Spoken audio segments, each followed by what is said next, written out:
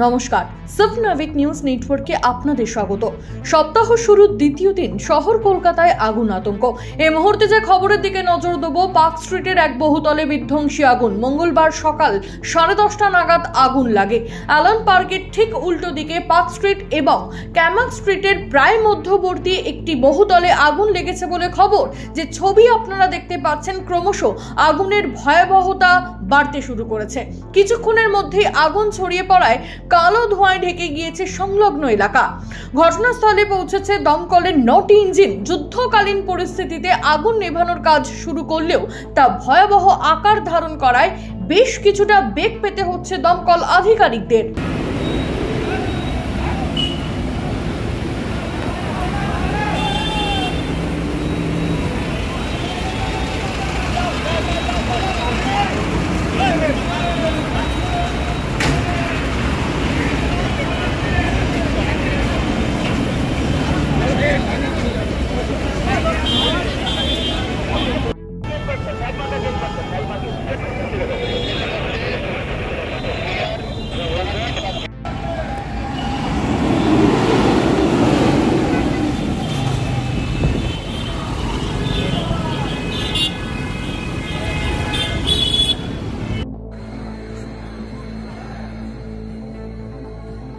আগুন লেগে গেছে একদম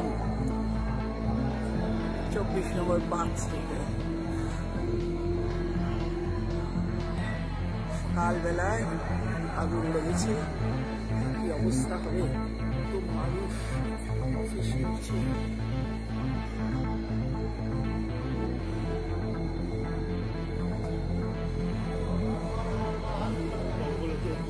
ওই দিক দিয়ে ঢুকেছে।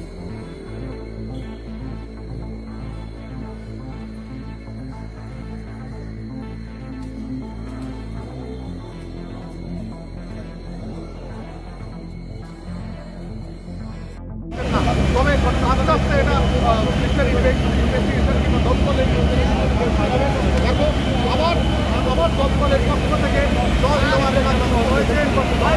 দমকলের পক্ষ থেকে জল দিচ্ছে, কারণ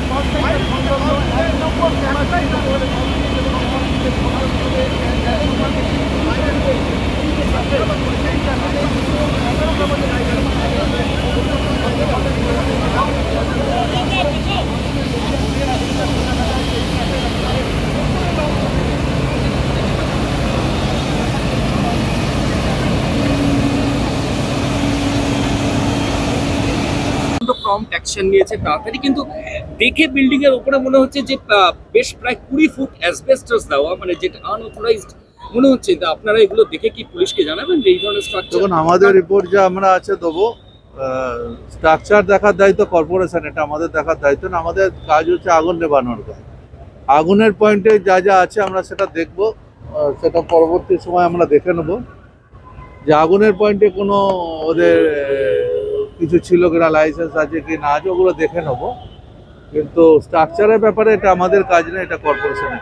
লাস্ট কোয়েশ্চেন, এই পার্ক স্ট্রিট এখানে স্টিফেন কোর্টের মতো আগুন 2010 সালে হয়েছে, 43 জন মারা গেছে। এরপরেও আজকে একই রকমের পরিস্থিতি, সেই বহুতল, সেই ধোঁয়া। যদিও পুলিশ দমকল সবাইকে ইভ্যাকুয়েট করেছে। তো এই নিয়ে ফায়ার ব্রিগেড আপনারা কি ভাবছেন? এই পার্ক স্ট্রিট শেক্সপিয়ার সরণি, এখানে তো একের পর এক ঘটনা ঘটছে।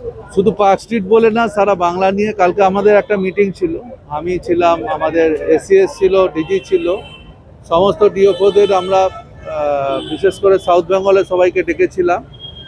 আমরা যেটা কালকে যেটা মিটিংয়ে করে সবাইকেই সেটা বলেছি যে ভালো করে সবাইকে দেখতে। আমাদের লোকেরা খুবই কাজ করে, তার মধ্যেও কিছু কিছু মানুষ আছে তারা ভুল করে। সব মানুষের কথা বলবো না, কিছু মানুষের এটা থাকে। এই আগুনের পরিস্থিতিটা যদি একটু বলেন, এই মুহূর্তে আপনার কাছে কি রিপোর্ট আছে? আমার কাছে যা রিপোর্ট ছিল, আগুনটা হয়েছে, আমরা সঙ্গে সঙ্গে অ্যাকশন নিয়েছি। সকালবেলা প্রথমেই যখন খবর কন্ট্রোল থেকে আমি পাই, সঙ্গে সঙ্গে আমি ডিজি থেকে শুরু করে সবাইকেই, ডাইরেক্টর সবাইকেই বলেছি এবং ডাইরেক্টরকে পাঠিয়েছি এখানে।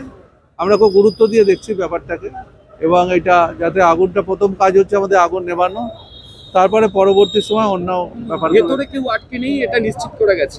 সেটা এখনো পর্যন্ত যা খবর পেয়েছি কোনো আগুনের উৎস দমকল খুঁজে পেয়েছে? এখনো উৎস পাওয়া যায় না, এইভাবে এনকোয়ারি ফরেন্সিকের না হওয়া পর্যন্ত এটা পাওয়া যায়। পার্ক সেন্টারের ওপরের অংশে আগুন লেগেছে বলে খবর। ওই বহুতলে বেশ কিছু দোকানের পাশাপাশি একটি নাইট ক্লাব ও রেস্তোরাঁ ছিল। প্রশাসনিক আধিকারিকদের অনুমান ওই রেস্তোরাঁতেই আগুন লেগেছে। এদিন অগ্নিকাণ্ডের ঘটনায় রেস্তোরাঁর মধ্যে আটকে থাকা 3-4 জন কর্মচারীকে বের করে আনা সম্ভব হয়েছে। অন্যদিকে আগুন ক্রমশ ভয়াবহ আকার ধারণ করায় আশেপাশে বহুতলে থাকা বাসিন্দারাও আতঙ্কে বাইরে বেরিয়ে এসেছেন। পুরো দমে শুরু হয়েছে আগুন নেভানোর কাজ।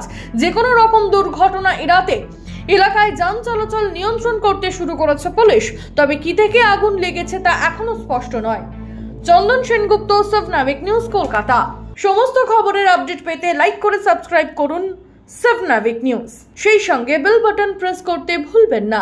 আপনাদের একটা সাবস্ক্রিপশন আমাদের জন্য অত্যন্ত মূল্যবান। জয় হিন্দ।